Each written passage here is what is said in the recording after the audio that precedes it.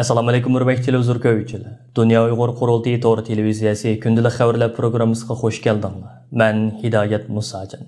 Hammanglarning bugungi muborak juma kuni xayrli bo'lsin. Aziz ko'ruvchilar, tuvanda diqqatinglar bugungi xabarlar programmasining tafsilotida bo'lsin. 2017 yılı 11. ayda Germaniyanın München şəhərində çağırılğan 6-cı növbətlik Dünya Uyğur Qurultayıda demokratik usulda saylab çıxılğan hazırki rəhbərlik heyəti bu il 11. ayının 13-cü günüdən 14-cü günügəcə Çexiyanın paytaxtı Pragda ötküzülüdügan 7-ci növbətlik Dünya Uyğur Qurultayıda yeni vəkillərə və xalqımızga 6-cı növbətlik Dünya Uyğur Qurultayının ötən 4 yıl mabeynida ilib bağlan umumi xizmətləri və maliyyə kirim çıxım əhvalı haqqında təfsili doklad və hesab berishga hazırlanmaqda. Dünya Uyğur Qurultayı Mərkəzi İşxanasının istansımızga bildirişçi bu növbət Pragda ötküzülüdügan qurultay jarayonida Dünya Uyğur Qurultayının növbətdəki rəisi Dolqun Aysa əfəndim qurultayının umumi xizmətləri və Uyğur soti. Şundaqla növbətdə milli hərəkətimizdə saxlanıyotqan məsələlər haqqında doklad beradi. Dünya Uyğur Qurultayı İcraiya Komitetining raisi Ömer Qanat əfəndi qurultay İcraiya Komitetining qo'lga keltirgan natijalari va İcraiya Komiteti tarkibidagi har qaysi komitet va markazlarning xizmatlari haqida. Qurultayning tashkiliy ishlariga mas'ul muavin raisi Parat Yoronqash əfəndim qurultayning tashkiliy jihati ilib bo'lgan xizmatlari va qurultay tarkibidagi qarindosh tashkilotlarimizning faoliyatlari haqida tafsiliy ma'lumot beradi. Qurultay fondining raisi Abdujilil Ahmad əfəndi bo'lsa qurultayning 4 yildan buyon umumiy kirim chiqim ahvoli haqida hisob beradi. Oxirida qurultayning bosh taftishi Abdulhakim İdris əfəndim qurultay taftish hay'atining 4 yildan buyon qurultay rahbarlari va qurultayning har qaysi organlarining tashkiliy intizomi haqida ilib bo'lgan umumiy tekshirish dokladini taqdim qiladi. Doklad berish va moliyadan hisob berish oxirlashgandan keyin 6-cı növbətlik Dünya Uyğur Qurultayının raisi Dolqun Aysa başçılığındakı rəhbərlik heyəti kollektiv istifasını sunudu. Arqadan 7-8 kişilik tərəfsiz divan heyətinin nazaretçiligida 7-ci növbətlik Dünya Uyğur Qurultayının yeni rəhbərlik heyəti yuşurun bilet taşlash usuli bilan saylab chiqiladi. 7-ci növbətlik Dünya Uyğur Qurultayı tayyorluq komitetining raisi Parat Yoronqash əfəndimning bugun istansimizga bildirishçə, Çexiyaning poytaxti Pragda ötküzülüdügan 7-ci növbətlik Dünya Uyğur Qurultayının har qaysi rəhbərlik organlarına namzatlıq iltimosi qabul qilish xizmatlari muvaffaqiyatli tamamlangan bo'lib, hozirga qadar 70 ga yaqin rasmiy vakil o'zini namzatlikqa ko'rsatgan. Bu hozirga qadar chaqirilgan qurultaylar ichida o'zini rahbarlikka nomzod ko'rsatganlarning soni eng ko'p bo'lgan qurultay hisoblanadi. Bu navbatli qurultayning rahbarligiga nomzod ko'rsatganlarning xeyli ko'p qismi yoshlar va xonim qizlarimizdan tarkib topgan bo'lib, bularning ichida xalqaro munosabat, xalqaro qonun, diplomatiya va boshqa sohalarda yetishib chiqqan va ko'p xil til iqtidoriga ega nomzodlarimiz bor. 7-ci növbətlik Dünya Uyğur Qurultayı rəhbərlik sayılımının intayin kəskin və tatlıq rəqabətləgi səhni buludğanlığını ifadə qılğan Parat Yoronqash əfəndim 7-ci növbətlik Dünya Uyğur Qurultayının yenidən saylab çıxılğan rəsmi və kandidat vəkillərinin çoxum bu növbət Pragda ötküzülüdügan qurultayğa və umumi saylamğa bevosita yoki tor orqali qatnashishining shart ekanligini. Agar hech bir sababsiz qurultayga qatnashmagan vakillarning vakillik salohiyatining avtomatik holda qoldiriladiganligini qayta ta'kidlab o'tdi. Parat Yoronqash əfəndimning bildirişçi Yevropa və Çexiya parlamentining a'zolari, Yevropadagi bir qism davlatlarning hukumat amaldorlari, Uyg'urlar masalasi bo'yicha dunyoga tanilgan germaniyalik tadqiqotchi Adrian Ziniz əfəndining o'z ichiga olgan 30 dan ortiq yuqori darajalik chet ellik arbob bu yil 11 oyning 13 kunidan 14 kunigacha Chexiyaning poytaxti Pragda o'tkaziladigan 7-ci növbətlik Dünya Uyğur Qurultayının içilish murosimiga bevosita kelib qatnashadiganligini bildirgan. Parat Yoronqash əfəndimning bildirişçi navbatda korona vabosi vaziyatining Yevropada qayta eg'irilishiga qaramasdan hozirga qadar 7-ci növbətlik Dünya Uyğur Qurultayının 150 nafardan ortiq rasmiy vakili va kandidat vakili Chexiyaga kirish vizasini ilib bo'lgan. Boshqa vakillarning viza iltimoslari jiddiy davom qilmoqda. Ondan boshqa yana Chexiya parlamentining a'zolari, Yevropadagi bir qism davlatlarning hukumat amaldorlari, Uyg'urlar masalasi bo'yicha dunyoga tanilgan germaniyalik tadqiqotchi Adrian Ziniz əfəndining o'z ichiga olgan 30 dan ortiq yuqori darajalik chet ellik arbob va tadqiqotchi olimlar Pragda o'tkaziladigan 7-ci növbətlik Dünya Uyğur Qurultayının içilish murosimiga bevosita kelib qatnashadiganligini bildirgan. 11 oyning 11 kuni kechda Pragda o'tkaziladigan vakillar va sharaf mehmonlarining uchrashish yig'inida 7-ci növbətlik Dünya Uyğur Qurultayının yangidan saylab chiqilgan rasmiy vakillariga vakillik guvohnomasi tarqatib beriladi. Ondan boshqa yana uzun yillardan buyon Sharq Turkiston milliy mustaqillik ko'rishi uchun izchil fidokorlik ko'rsatib kelgan tövbekor peshqadam milliy ustozlarimizga 6-cı növbətlik Dünya Uyğur Qurultayı tarafidan maxsus sharafnoma taqdim qilinadi.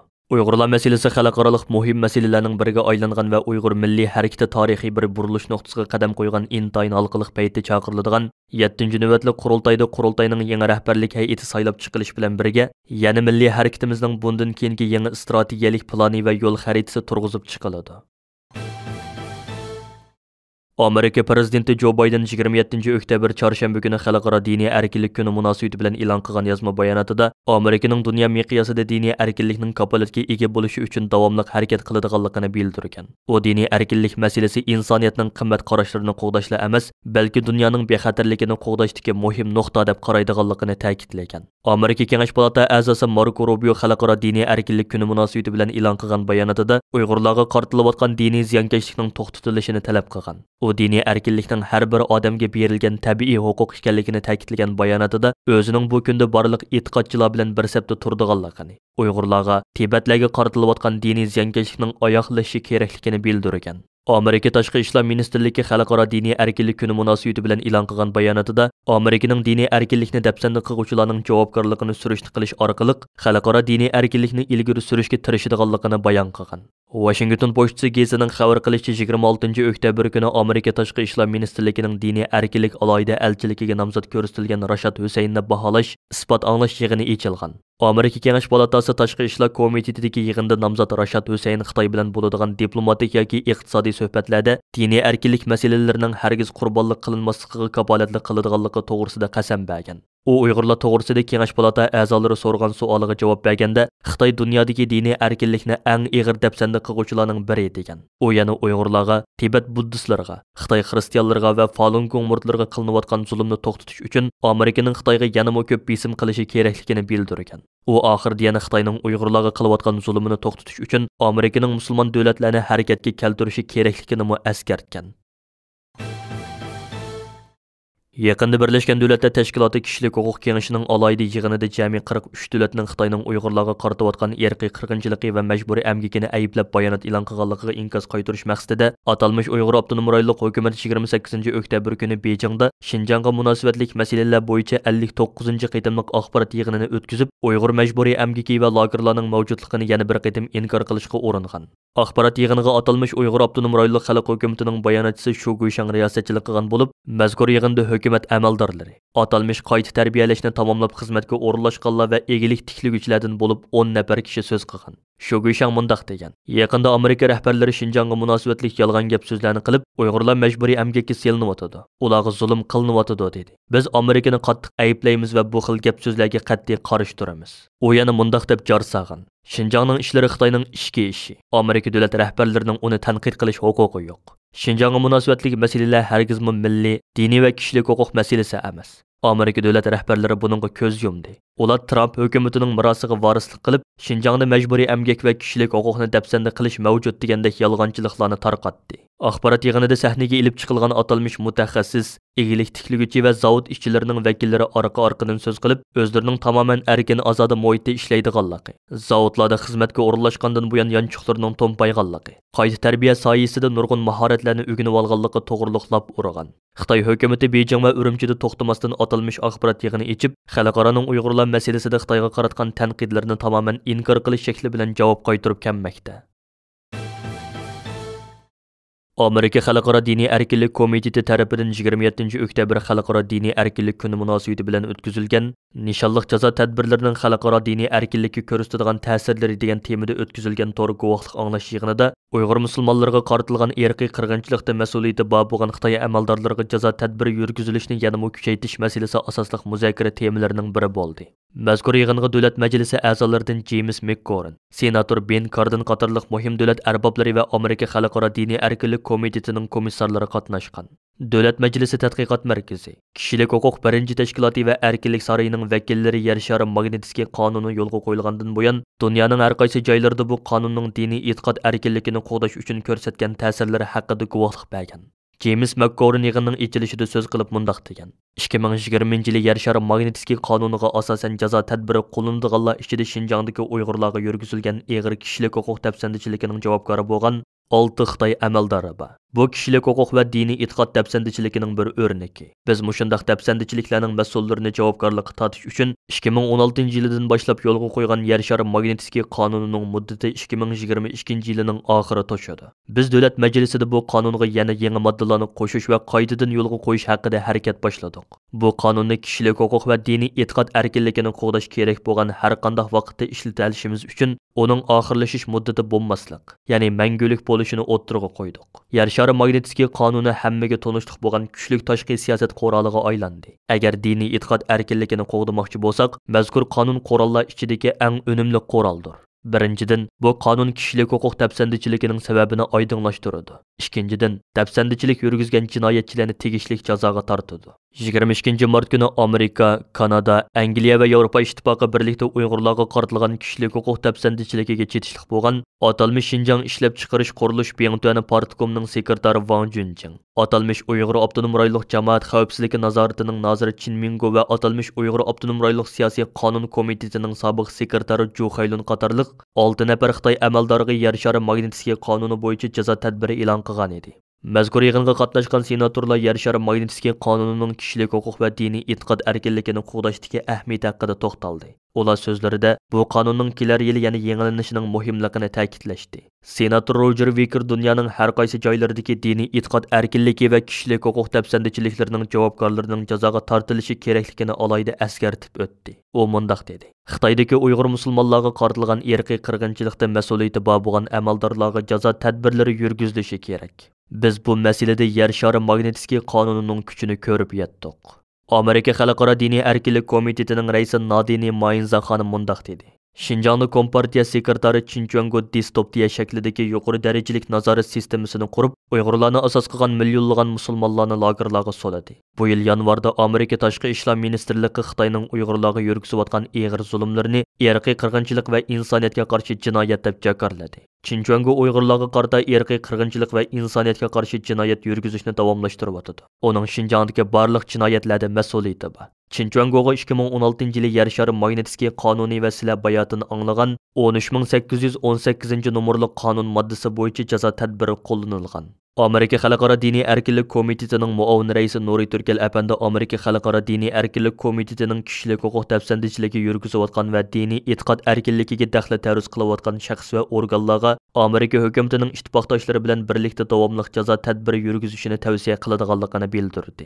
Boshqa yig'in qatnashuvchilari Xitoyning Uyg'urlarga qaratilgan diniy e'tiqod erkinligiga qilingan hujum va kishilik huquq dafsandichiliklarining javobgarlari bo'lgan Xitoy amaldorlariga yurgizilgan jazo tadbirlarini davomlashtirish va kengaytirishni qo'llaydiganligini bildirishgan. Yig'inda yana yer shari magnitskiy qonunining kelar yili qayta yangilanishining zarurligi ta'kidlangan. Yer shari magnitskiy qonuni aslida 2012 yili 12 oyda ayni vaqtdagi Amerika prezidenti Barack Obama tarafidan Rossiyadagi bosh advokatining o'limiga mas'ul rus amaldorlarini jazolashni maqsad qilib imzolangan ekan. 2016 yildan boshlab dunyo miqyosida qo'llanishga boshlagan bu qonunning doirasi kishilik huquq dafsandichiliklariga chetishlik bo'lgan organ va amaldorlarni jazolash, ularning mol-mulklarini to'g'nitish va ularning Amerikaga kirishini cheklash qatorliq moddalargacha kengaytirilgan. Mazkur qonun eng oxirgi qitim 2019 yili ayni vaqtdagi Amerika prezidenti Trumpning imzosi bilan yangilangan ekan. Markaziy Washington shahridagi kommunizm qurbonlari xotira fondi tarafidan 27 oktyabr o'tkazilgan 2021 yillik Xitoy munbiri nomli yig'inda Uyg'urlar masalasi asosli muzokara temalarining biri bo'ldi. Yig'inning birinchi bosqichida Xitoy Kompartiyasining siyosiy va iqtisodiy sohalarida tadrijiy holda ojizlikdan bosh ko'tarishga yuzlanishi. Ammo buninglik bilan ularning ijobiy yuzlanishga emas, aksicha salbiy tarafga qarab kengayishi. Navbatda bu xil kengayishning Xitoydan xalqib ularning Amerika tuprog'ida og'dirmachilik, texnika o'g'irligi va josuslik qilishda ko'plagan sohalarga shoxlaganligi qatorliq ahvollar muhokama qilindi.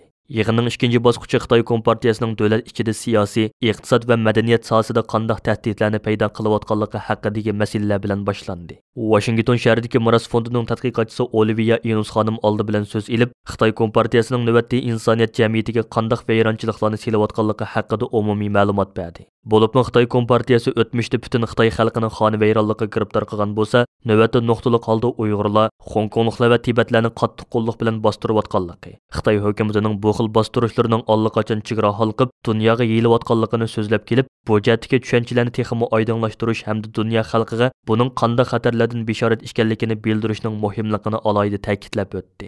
Washington shahridagi Georgetown universitetining professori James Millward bu masala haqida alohida so'z qildi. O nuqtaliq qilib Xitoy Kompartiyasining nima uchun Uyg'ur madaniyatiga xos barliq shaylarni, jumladan til, yeziq, san'at, din qatorliqlarni yo'qotishga kuch chiqarishi hamda buningdagi harakatlantirgich omillar haqida to'xtaldi. U doktor Derrin Baylerning Lagerlarda nomli asarida naql keltirgan holda Xitoy hukumatining Uyg'urlar diyorida yuqori fan texnikadan foydalanib, g'oyat zo'r nazorat va kontrollik mexanizmini barpo qilib chiqqanligini askarkash, bu umumiy manzarning Xitoy Kompartiyasi dunyoga kelganda va'da qilgan parlaq kelgusidan qanday farqlanadiganligini alohida ta'kidladi.